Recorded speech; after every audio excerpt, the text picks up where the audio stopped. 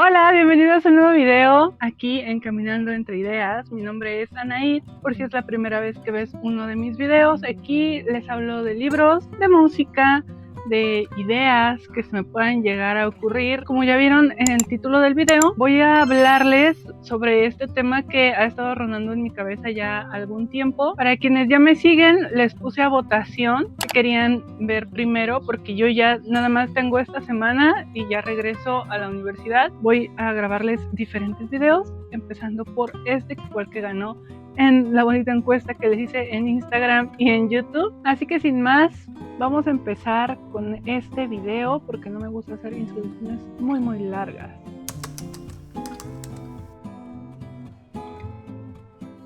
Quiero decirles que todo esto que yo les voy a tratar de compartir son cosas que me han servido a mí a lo largo de la carrera. Yo estudio creación literaria y me he tenido que enfrentar a leer clásicos, a leer libros difíciles. A veces he tenido que estar leyendo hasta 4 libros a la vez para cumplir en mis tareas de historia de la literatura, para poder hacer crítica y para hacer muchas otras cosas. Hay que leer mucho en esa carrera. Entonces, a veces, les voy a ser muy franca, hay libros que no llaman la atención simplemente por la temática o por lo que sea, y pues no tienes de otra más que ponerte a leer y ni modo acabarlo. Pero si tu caso no es ese y tú concretamente solo quieres enfrentarte a un clásico literario o tienes un libro por ahí que se te hace muy complicado y quieres saber cómo puedes sacarle mayor provecho, cómo no dejarlo ahí olvidado, porque a final de cuentas los libros cuestan, no todos nos podemos dar el lujo de agarrar y decir, ya no me gustó y dejarlo, que no está mal, pero si tú quieres acabar ese libro que te parece difícil, bueno, aquí te van algunos tips. Quiero empezar diciendo que antes que cualquier tip, tenemos que hacer la reflexión en que hoy en día realmente no es que los libros sean difíciles de leer y tampoco es que haya un problema contigo, no es que tú seas un ignorante o que no sepas algo, más bien es que todos empezamos desconociendo cosas. No vas a pedirle a un niño que apenas empezó a levantarse que salga corriendo, porque apenas está aprendiendo a caminar. Entonces, pasa lo mismo con la literatura, con los libros y creo que con cualquier cosa que necesite aprenderse en la vida. No vamos a ser unos expertos de la noche a la mañana simplemente porque tenemos ganas. ¿Y por qué les estoy diciendo esto? Porque actualmente creo que la sociedad nos está orillando hacia un lugar muy oscuro, muy feo, en el que si no dominas algo ya, si no te vuelves experto ya no sirves para nada. Y yo creo que no, creo que esa es una idea muy equivocada y una idea que nos hace pensar que ciertos libros, que ciertos autores son difíciles. Y también está este rasgo de competitividad, ¿no? Está este rasgo de competitividad en el que es que yo veo que tal creador ya se leyó 15 libros este mes, es que tal persona dijo que se leyó 80 libros en 5 meses y yo apenas he podido leerme un libro y ya llevamos la mitad del año. no está mal que te leas un libro al año. De hecho, está perfecto con que leas un libro. Ya se los he hablado en otro video que les voy a dejar aquí, que les hablo de literatura y lectura consciente. Creo que es muy normal que no entendamos algo a la primera y no es que uno sea tonto, no es que el libro sea muy difícil, es que actualmente creemos que tenemos que entender todo rapidísimamente y como las cosas pasan de moda tan rápido, creemos que es normal y creemos que también aquella gente cuando vivía en la época de Homero, por ejemplo, entendían todo a la primera y realmente no es así. El contexto va cambiando, la forma de procesar las ideas también se modifica y actualmente nuestra capacidad de retención se ha vuelto muy escasa. Entonces hay que hacer una reflexión de eso, chicos, cuando ustedes se sientan muy desanimados al momento de estarse enfrentando a una lectura que les parezca compleja. No es que la lectura sea compleja, es que es algo que estás desconociendo y algo que estás aprendiendo. Y como todo ejercicio, porque vaya, a final de cuentas estás ejercitando tu mente, va a llevarte tiempo y no debes de desesperarte.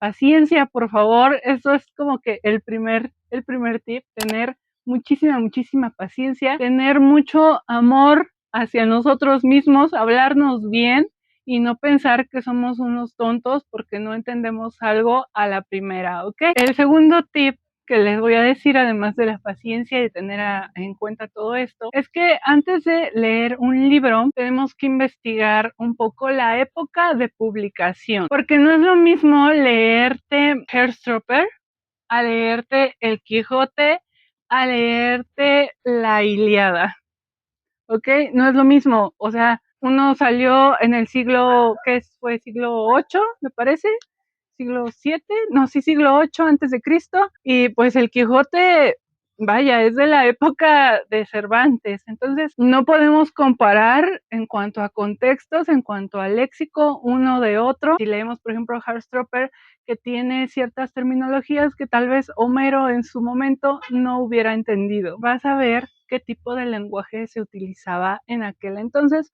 o por lo menos te vas a ubicar contextualmente, socialmente, y vas a decir, bueno, si los hombres actúan de manera injusta hacia alguna mujer, no me debo de enojar tanto porque en aquella época eso era lo que se hacía, no es que estuviera bien, pero pues ¿para qué me enojo? ¿Para qué hago que mi hígado se sienta feo?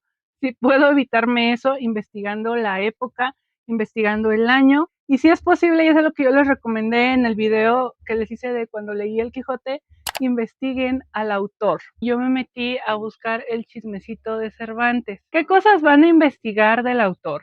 No solamente vas a investigar si lo funaron o no lo funaron actualmente, si era racista o no vas a investigar solamente eso, vas a investigar qué partes de su vida fueron complicadas. ¿Por qué? Por ejemplo, en el caso de El Quijote de la Mancha, Cervantes se inspiró muchísimo en su vida al crear a su personaje del Quijote. Entonces, en otro tipo de libros, sobre todo cuando son clásicos, a veces los autores, si bien no adaptaban cosas de su vida, hay cosas que sí se ven reflejadas de sus épocas. Cuando investigamos al autor, investigamos justamente ese tipo de rasgos sociales que eran complejos en la época en la que ellos vivieron. En el caso de que pues ya hayan fallecido, si son autores actuales, podría servirnos, por ejemplo, investigar qué tipo de problemáticas tuvo antes de publicar, pero ahorita estamos hablando de autores que pues en este caso pues ya fallecieron, como en el caso de Cervantes. En el caso, por ejemplo, de G. Wells vivió en la época victoriana, en una época en la que estaba en auge sobre todo la revolución industrial. Entonces, esto repercute en él, en que hay muchos cambios sociales. Tenemos de que ya las mujeres también empezaban a trabajar, había como que esta revolución inventiva, esta revolución científica, y ahí es donde entra también investigar al autor, porque si investigas a G. Wells te das a la tarea de saber que este señor estudió, tenía estudios en ciencia, no era solamente alguien a quien se le ocurrió un día escribir una novela, no. Entonces, cuando investigas al autor, descubres ese tipo de cosas. Descubres que, por ejemplo, Cervantes utilizó parte de su vida para crear el Quijote, porque él era un soldado retirado, él estuvo en la guerra, él terminó manco. Al saber ese tipo de rasgos, de dejes, tú cuando te enfrentes al libro vas a entender, pues, todo este desconcierto que a veces tenía el Quijote, o en el caso de G. Wells, cuando leas La Guerra de los Mundos, vas a entender toda esta crítica que hay a las clases sociales, esta guerra de inventiva, apertura de mentes, etcétera, porque son momentos de la época que no puedes separar el autor de su obra, realmente no va a poder separar. Es como actualmente un autor, por más que quiera separarlo, no va a poder separar ciertos cambios sociopolíticos que están sucediendo. Por ejemplo, en el caso del cuento de la criada de Margaret Atwood, pues obviamente ella dice que investigó muchísimo y metió cosas que fueron reales, cosas que han sucedido, ¿no? Pero justamente el saber en su contexto de ella, saber a qué se dedica, que no solamente es escritora, la edad de la autora, etcétera, etcétera, va a ayudarte a entender qué motivó al escritor a escribir esa historia. Y todo eso yo siempre recomiendo que lo vean antes de leer el libro. Por eso es que si se han dado cuenta en mis reseñas, siempre trato de empezar con una pequeña biografía del autor, con un pequeño contexto social, para que vayamos yéndonos un poquito ahí hacia quién era tal persona. En el caso de autores como por ejemplo William Shakespeare, que no se sabe realmente mucho de su vida, pero pues sabemos un poco de su época, en la época en la que él estaba, ¿no? Esta época isabelina. Sabemos que él era un allegado del reino, sabemos que sus obras se utilizaban cuando se iba por ahí Inglaterra a colonizar otras tierras.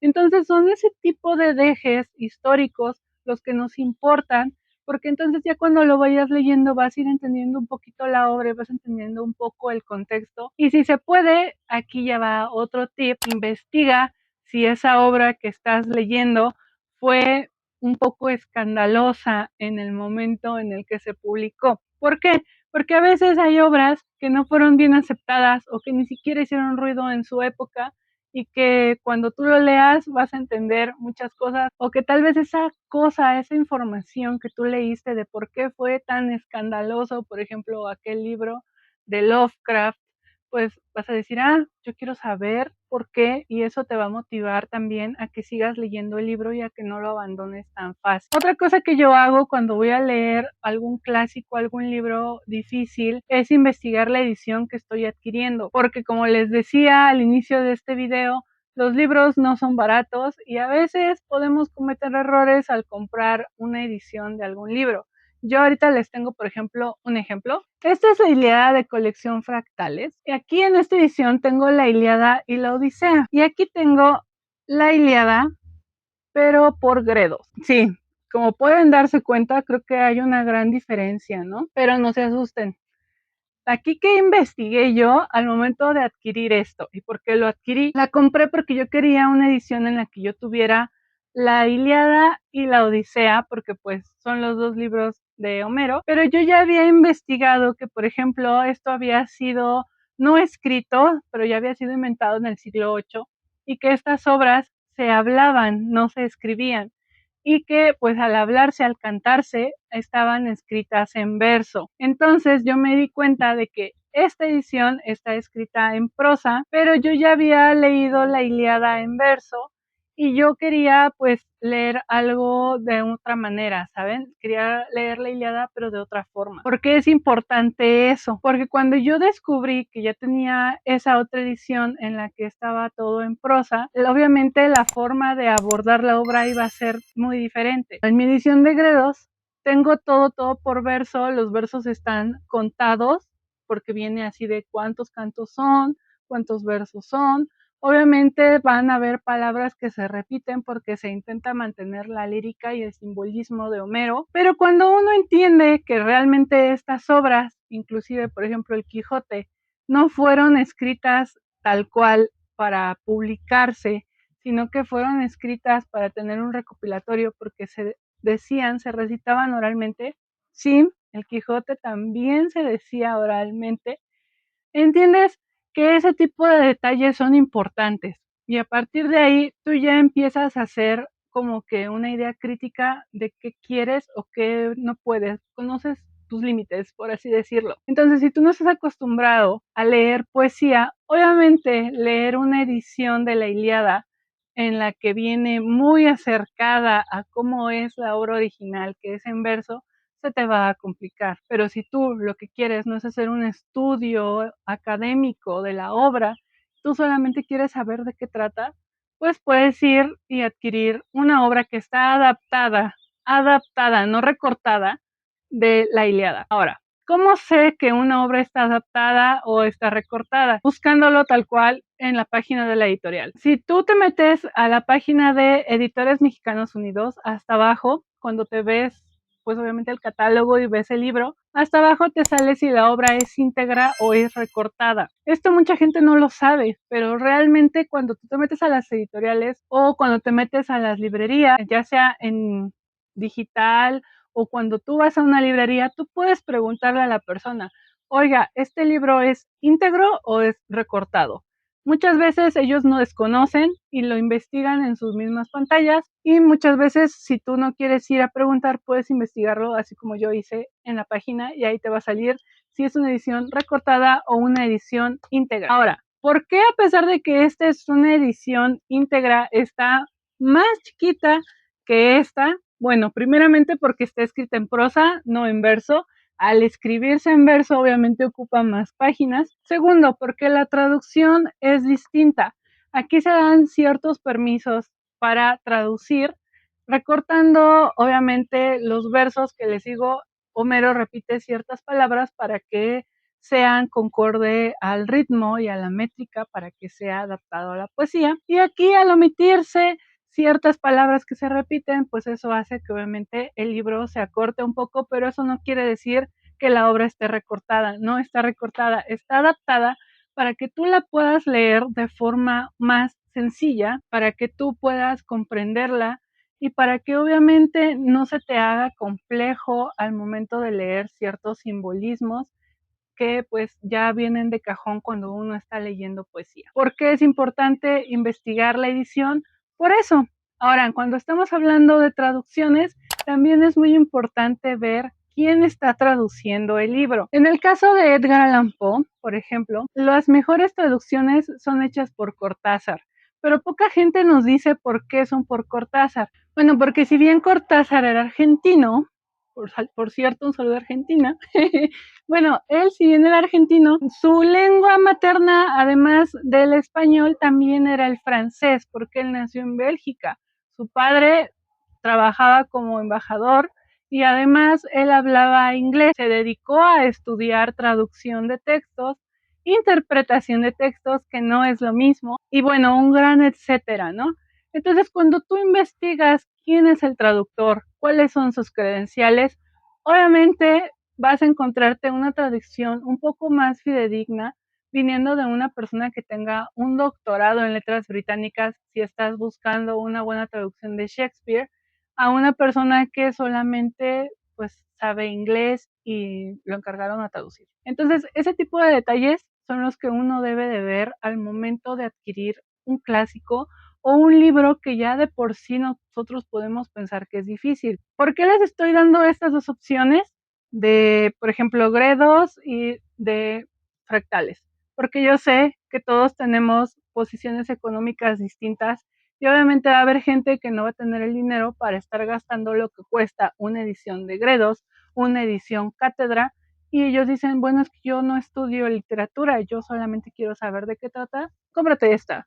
Está decente, viene todo. ¿Vas a encontrar errores de dedo? Sí, pero eso no tiene nada que ver, en este caso, con, vamos a decirlo así, con la edición, sino más con los detalles y los costos editoriales, porque sí, entre más caro es el libro, más le metieron a veces en cuanto a edición. Y a veces entre más barato es, pues hasta la calidad del papel es muy diferente, pero de eso, si quieren, hablamos en otro video, porque ahorita si no me voy a ir como que muy de largo y no quiero hablarles de eso en este video. Una vez que ya tienes tu bonito libro que tú quieres, que dices, ah, bueno, yo quiero leer la Ilíada, pero la quiero leer lo más acertada posible a la obra de Homero, o yo quiero leerme solamente esta edición del Quijote por Porrúa, que no tiene notas a pie de página, que nada más tiene una buena introducción, pero pues vaya, no creo que sea tan difícil porque yo hablo español y así. Me compré la edición de Porrúa, no me compré la edición de la RAE, que ya saben, la de Centenario, que tiene miles de citas y que me explica todo paso por paso. ¿Por qué? Pues porque no quise comprarme esta, válido. Una vez que ya tienes eso, vas a tener al lado un diccionario o tu celular y vas a ponerte a leer. Pero quiero que te pongas a leer solamente las primeras 20 páginas. Y ustedes dirán, ¿por qué 20 páginas? Porque si no estás acostumbrado al tipo de léxico de estos libros, el libro que se te parezca difícil, créeme que después de 20 páginas te vas a cansar. Ahora, esto no quiere decir que si te pasas las 20 páginas ya todo va a ir mal, claro que no. O si lees menos, no pasa nada.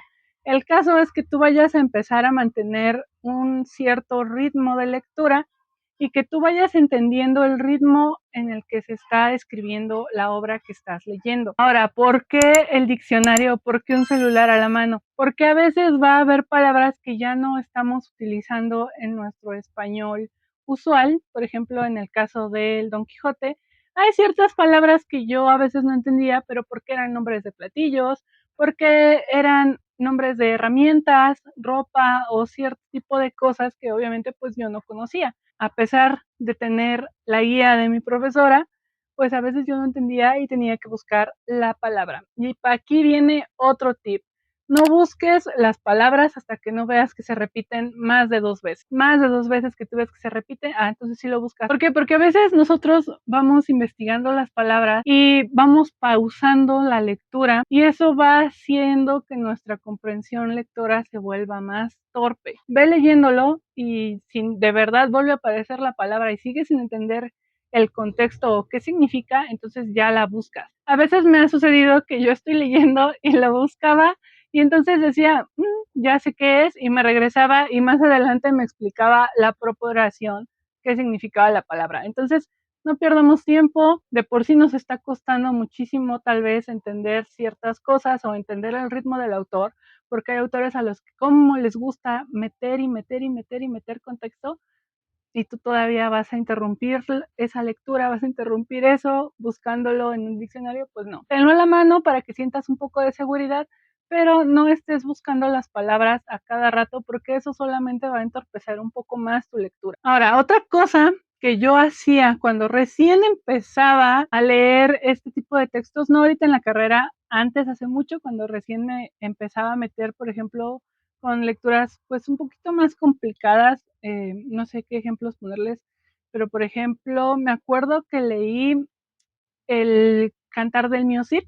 Había ciertas partes en las que realmente sentía que no avanzaba la historia, o bueno, no avanzaba lo que me estaban contando. Yo les voy a ser muy franca, no me leía todo.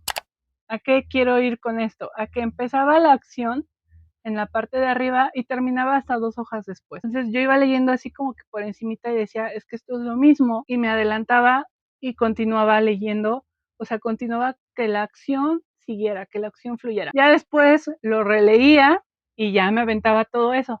Pero ¿por qué esto es permitido la primera vez que estás leyendo ese clásico? Porque realmente lo que tú quieres es acostumbrar a tu cerebro, lo que les digo yo de la retención, lo que les digo yo de el procesar algo, de ir poco a poco. Así que sí, sí es válido a veces agarrar y saltarte ciertas descripciones y ya una vez que te sientas seguro que tú ya ves que de qué va, te regresas y la lees, ¿ok? No lo dejes sin leer porque obviamente va a haber cosas que son importantes, pero vaya, es muy válido que a veces no queremos leer 5 páginas de lo mismo, es validísimo, yo lo entiendo. Y de hecho, por eso es que también les digo que leer más o menos 20 páginas, 15 páginas al día, no te quieras atiborrar todo y no quieras acabar todo el libro en un mismo día, porque eso solamente te va a frustrar, vas a sentir que no avanzas y como les digo, tenemos esta idea de la competitividad y de que a fuerzas tenemos que acabar todo y ser súper cultos. No, no, ve poco a poco. Y mi último tip, y este va a ser un tip que tal vez es como que muy obvio, recuerda que los libros no se hicieron para complacerte a ti. ¿A qué me refiero con que recuerdes que los libros se hicieron para complacerte? Que va a pasar que no te gusten, va a pasar que puedes llegar a comprar un libro de una edición súper cara, muy bonita, y no te va a gustar el libro.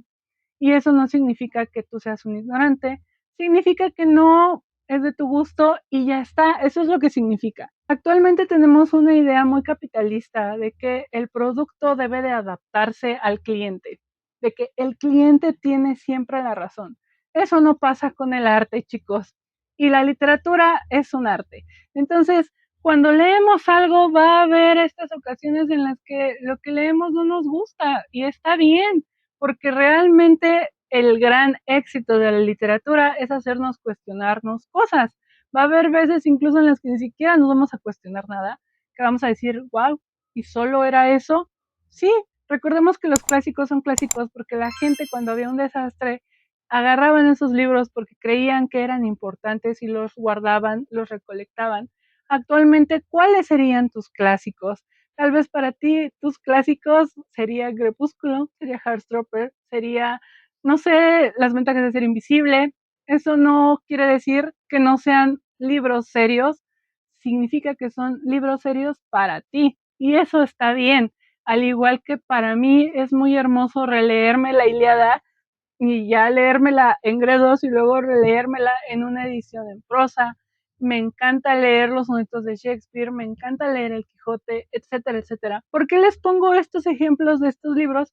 Porque usualmente son los libros que la gente tiende a tenerles miedo, porque piensan que son clásicos, que están muy gruesos y que van a traer lecciones de vida inimaginables. Y realmente cuando nosotros nos ponemos de tarea a leerlos, nos damos cuenta de que traen lecciones de vida muy bonitas, pero son lecciones de vida que también nos pueden enseñar hoy en día cualquier persona allá afuera en la calle, y que eso no quita la importancia obviamente de estos textos, pero tampoco los hace intocables, inleíbles, muy difíciles. Entonces, yo creo que otra cosa que les tengo que decir es justamente eso: dejemos de pensar que los libros están hechos para hacernos un favor, para hacernos un gusto, o que lo que vamos a leer por el simple hecho de que es un clásico va a ser bueno. No, quitémonos esa idea. Una vez que nos quitemos de la cabeza esta idea de que los clásicos son intocables y que los clásicos deben de aportarme algo, en ese momento vas a ser libre y vas a dejar de verlos como una cosa muy difícil, una cosa muy complicada, y vas a poderlos leer como te leerías una revista o cualquier otro libro, porque a final de cuentas son eso, son libros. Entonces, por favor, leamos los clásicos y leamos los libros que parecen difíciles, entendiendo que todo es un proceso, entendiendo que si tal vez ahorita nos parece complicado, el día de mañana ya no lo será tanto. No queramos empezar corriendo cuando vamos todavía levantándonos y agarrando ahí como que la estabilidad, y es muy normal. Recordemos que todo es un proceso, como se los decía al inicio del video, y el que tú no entiendas algo a la primera está bien, es muy válido. Créanme que no todos entendemos las mismas cosas.